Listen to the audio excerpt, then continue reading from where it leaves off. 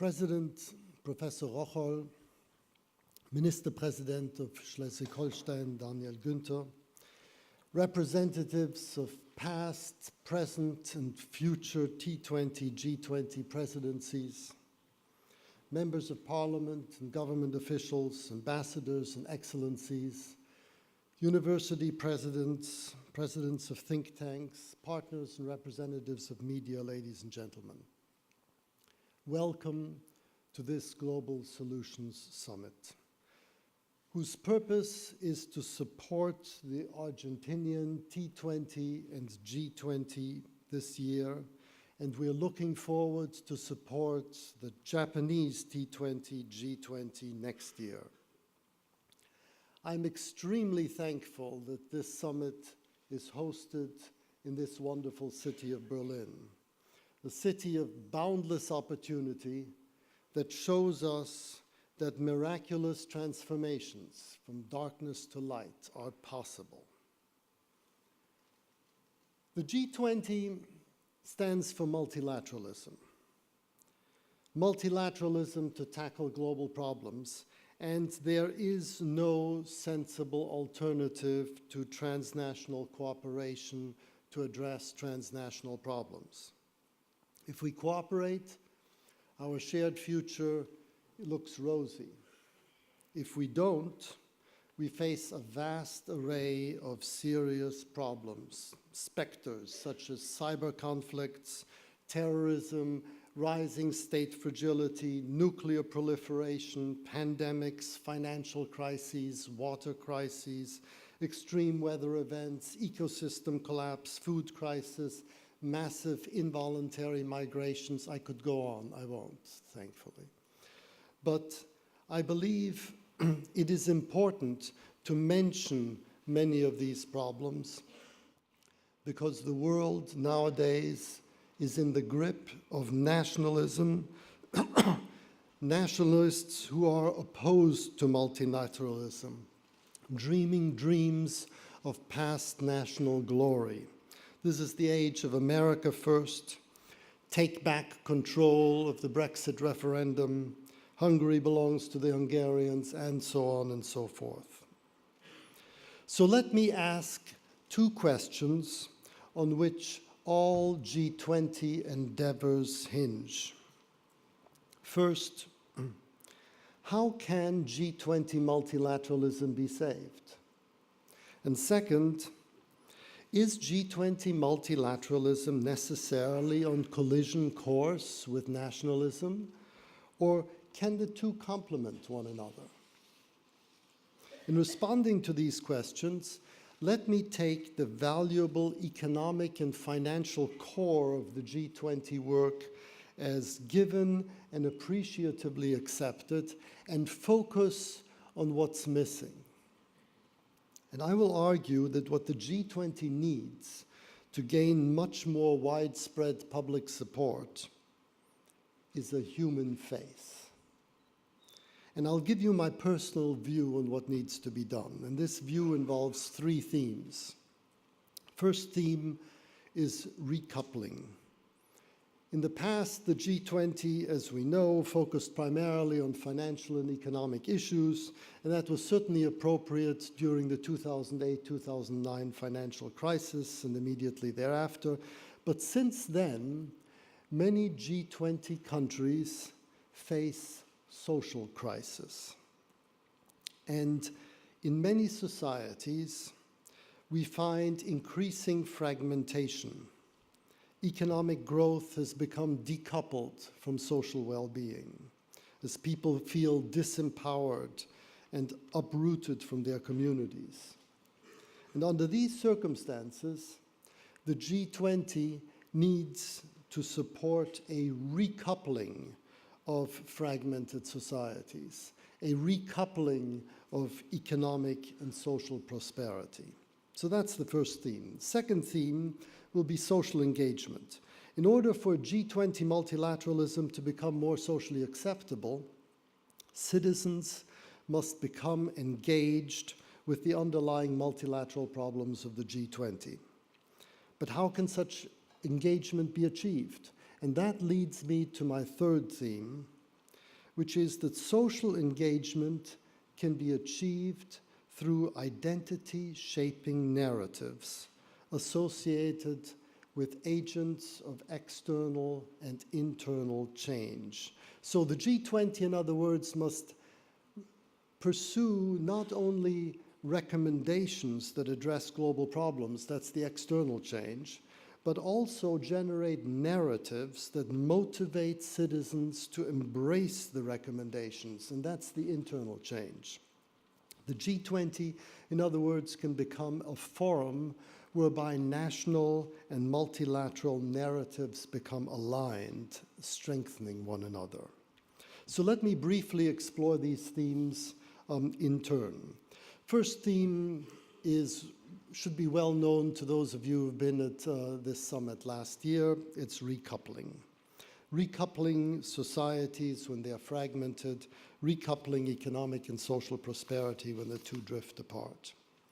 Why is this theme important for saving multilateralism? Very simple. Because many nationalists claim that they are the only ones who represent the disadvantaged and the fearful, those who've lost their jobs to globalization and automation, and those who fear losing them in the future. Young people facing mass unemployment, or those who fear falling into it themselves, and communities that have been left behind in globalization, or those who fear being next. It's common nowadays, and we all know this, that the G20 is portrayed as a forum that ignores these problems, focusing just on economic issues, particularly ones that favor the privileged. The G20 must openly confront this charge. The problems that I've just mentioned are not exclusively economic. They can exist even when GDP is growing healthily. They are not entirely the outgrowth of inequality. Fearful citizens are not necessarily poor, but they commonly feel disempowered, believing that they cannot improve their own fortunes through their own efforts. Or they find themselves estranged from their changing social environment, feeling that the privileged few no longer share their values and have stacked the system against them. These are the people whose well-being has become decoupled from economic prosperity. And by recognizing this decoupling, and thereby recognizing the psychological and social validity of these people's problems, we can address their fears more constructively. Though recoupling is primarily a national responsibility, a responsibility of national governments, the G20 can contribute massively by promoting policy coordination, best practice, and global social norms. And thereby, G20 multilateralism could explicitly promote national interests. And beyond that, we all know many global problems call for the management of global public goods, such as financial stability, or the global management of the global commons, such as fishing on high seas. This involves overcoming national externalities, that's the damaging effects of selfish national interactions. And this can invariably lead to win-win situations for all nations involved. And here again, multilateralism promotes national interests. So the two need not be opposed to one another. Quite on the contrary, global problems focused on global public goods and global commons invariably help national interests as well as multilateral ones. But for the G20 to become more effective, its multilateralism must become more socially acceptable and thus more politically legitimate. And the question is, how can this be achieved? And that leads me to my second theme, which is social engagement. Multilateralism cannot be saved merely by technocrat politicians, experts, bureaucrats pursuing what they believe are the multilateral measures that are in the public interest. However astute their paternalist policies, citizens will inevitably find them disempowering.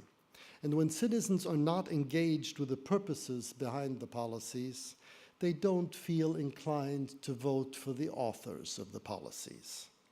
And this is doubly true if politicians take credit for the national policy successes and ascribe the blame for all the failures to multilateral institutions. And then the political legitimacy of multilateral policies inevitably becomes fragile. For this is, for example, a recurring problem in the European Union. And the problem becomes worse when policies require voluntary compliance by non-state actors, business,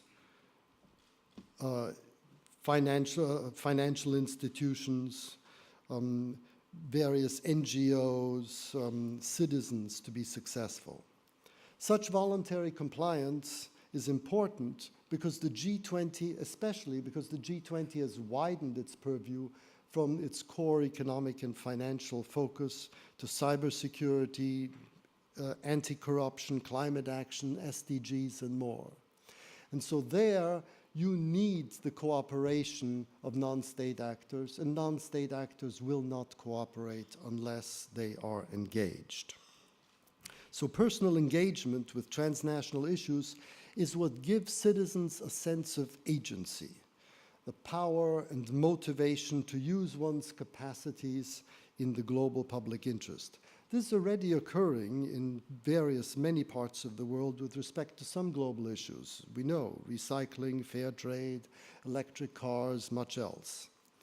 Unless citizens engage in tackling the problems that they all share, multilateralism is ultimately doomed to failure, sabotaged from within by the absence of grassroots support, and weakened from without by the absence of political legitimacy.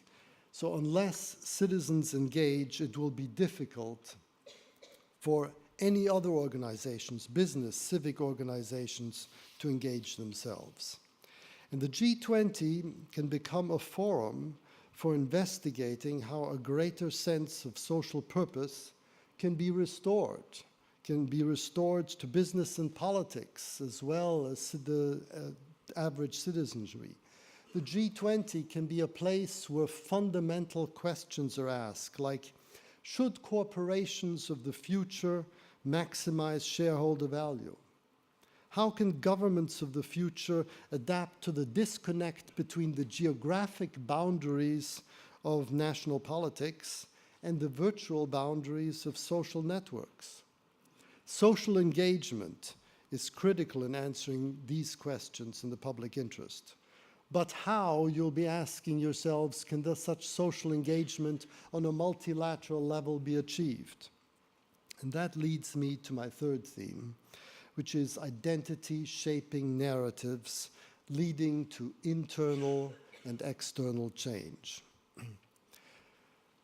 One reason why human beings, Homo sapiens, have been so successful as a species is our ability to cooperate with one another beyond the bounds of kinship. For most non-human primates, affiliative bonds are maintained through direct social interactions with kin. And when these groups become too large, then the opportunities for such interactions fall and the groups split apart. How do human beings overcome this problem, cooperating in the millions? Well, we do so, first and foremost, by special types of stories. Stories that may be called identity-shaping narratives. Narratives that align people's social roles, that give them well-defined relationships with respect to one another, that give them a sense of who they are and a sense of belonging. We all know such narratives.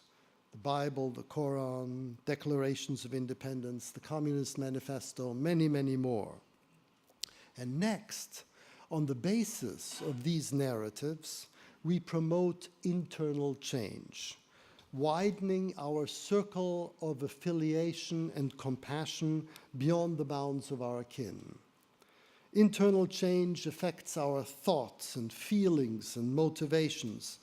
These are forces that give us purpose in life, energy to pursue that purpose, norms and values to sustain that purpose, and the conviction to act.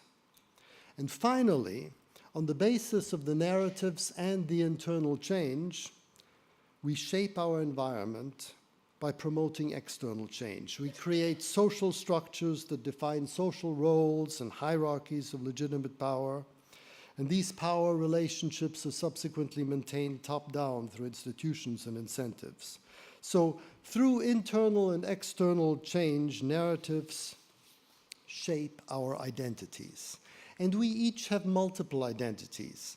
People live effortlessly in their capacities as family members, friends, neighbors, colleagues, fellow congregants, citizens, and so on. We all have multiple identities, and in peaceful, sustainable societies, these identities at the local, regional, national levels are all in harmony with one another. The history of humanity can be understood, with many interruptions, as a history of composing narratives that enable ever larger groups of people to cooperate with one another, to cooperate for the sake of a common purpose, accompanied by agents of internal and external change. So hunter-gatherer societies lived in groups comprising several families, amounting to a few dozen people in all. And at that time, I'm absolutely certain larger groups were unimaginable. And then agriculture was invented, and people became more sedentary, and they gathered together in much larger groups. And these gatherings in villages, cities, eventually empires, required new narratives of affiliation. Nations can be understood as narratives that allow people to cooperate in large numbers.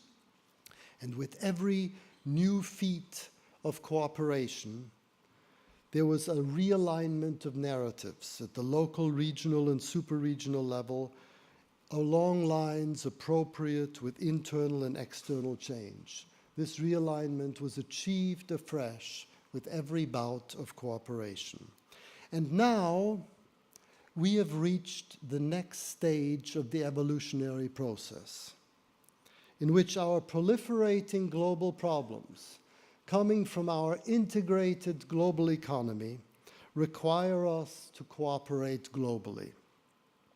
Over the past few decades, globalization, accompanied by offshoring and automation, has posed a challenge to national and local identities in many countries, threatening this harmony of local, national, and global narratives.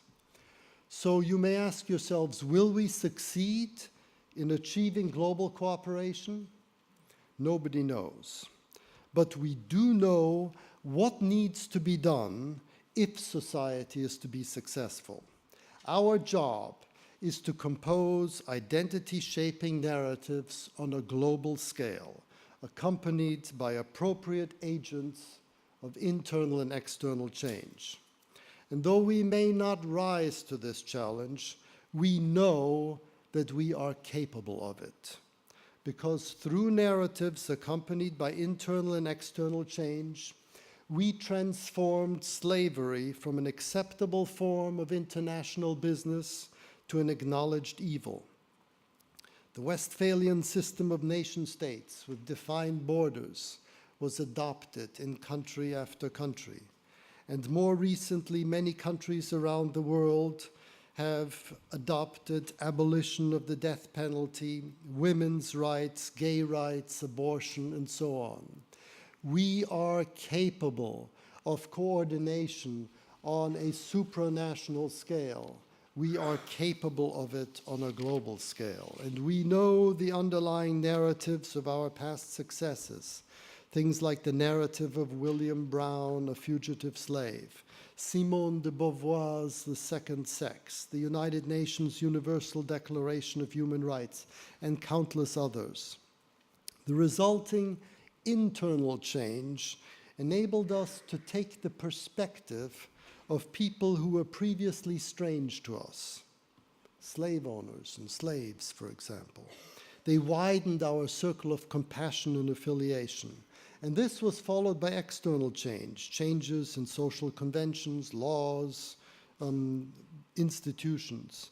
And the amazing aspect of this transformation is how readily they moved across national borders. Sometimes it's the narratives that drove the internal and the external change. Sometimes it was the internal and external change that inspired the narratives. But in all major feats of human cooperation, all three elements, identity-shaping narratives, external change, and internal change, were present. Now, thus far, the G20 has focused mainly on external change, documented in communiques, action plans, agreements, commitments. And in this respect, much, much more needs to be done. Measuring major aspects of human well-being, measuring the impacts of national and international policies on this human well-being, measuring the impact effects of business and civil society activities on this well-being, monitoring policy outcomes. We also need to identify global interventions that are necessary for managing global public goods and global commons, facilitating knowledge transfer. There's a lot more to be done with regard to external change. But beyond that, the G20 needs a human face. And that can be achieved through narratives and internal change. And to promote this internal change required for global problem solving, humanity will need new skills of far-flung cooperation. And again, history tells us we are capable of it, because 200 years ago, humanity began the project of making itself literate. We're not born with literacy. It needs to be acquired laboriously, person by person. And while only 2% of the world's population could read and write in 1820, only 17% are unable to do so now. And without this extraordinary feat of education, narratives of national cooperation could not have spread as rapidly and as widely as they have. And nowadays, our global problems would become much easier to address if people were more skilled in widening their circle of perspective-taking and compassion for citizens of other nations. And a large and growing body of literature shows us that perspective-taking and compassion can be trained like literacy. Just like humanity trained itself to become literate, so it needs to train itself to become more perspectively flexible and compassionate, and thereby reap unimaginable rewards of interconnectedness.